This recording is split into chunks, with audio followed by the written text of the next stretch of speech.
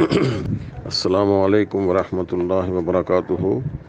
آج کل ہمارے ہاں بھینس کی قربانی کے متعلق بڑی خاص انداز سے ایک مہم چلائی جا رہی ہے، اور لغت کے حوالے سے اس کا جواز بھی کشید کیا جا رہا ہے۔ حالانکہ قرآن قربانی کے متعلق اللہ تعالیٰ کا ارشاد ہے کہ ہم نے ہر امت کے لیے قربانی کے طریقے مقرر فرمائے ہیں تاکہ وہ ان مویشی قسم کے چوپایوں پر اللہ کا نام ذکر کریں جو اللہ نے انہیں دے رکھے ہیں۔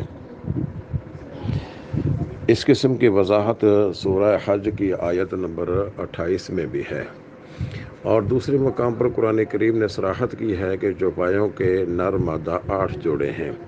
چنانچہ ارشاد باری تعالیٰ ہے، کل 8 جوڑے یعنی اقسام ہیں، بھیڑ میں سے 2، بکری میں سے 2، اونٹوں میں سے 2 اور گایوں میں سے 2۔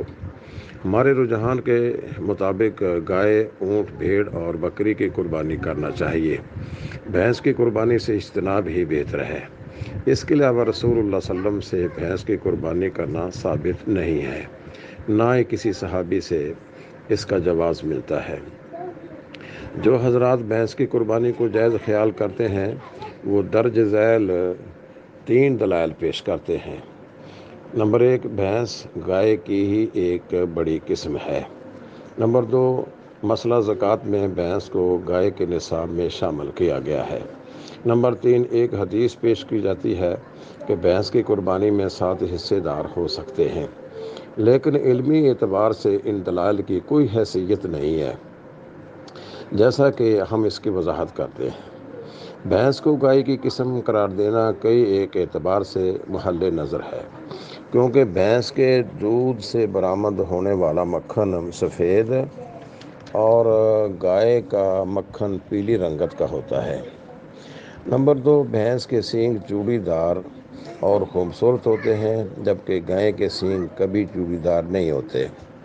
بھینس گندے پانی اور کیچڑ میں بیٹھ جاتی ہے، جبکہ گائے ایک صاف ستھرا جانور ہے جو کیچڑ میں نہیں بیٹھتا۔ سب سے نمایاں فرق اس کے بچے کی پیدائش کا ہے کہ گائے کا بچہ 9 ماہ بعد پیدا ہوتا ہے، جبکہ بھینس 11 ماہ میں بچے کو جنم دیتی ہے۔ اور آخری یہ ہے کہ گائے کھیتی باڑی میں استعمال ہوتی ہے، جبکہ بھینس اس کام کے لیے استعمال نہیں ہوتی ہے۔ پھر اس کے گوشت میں بھی تاثیر ان کی الگ الگ ہے۔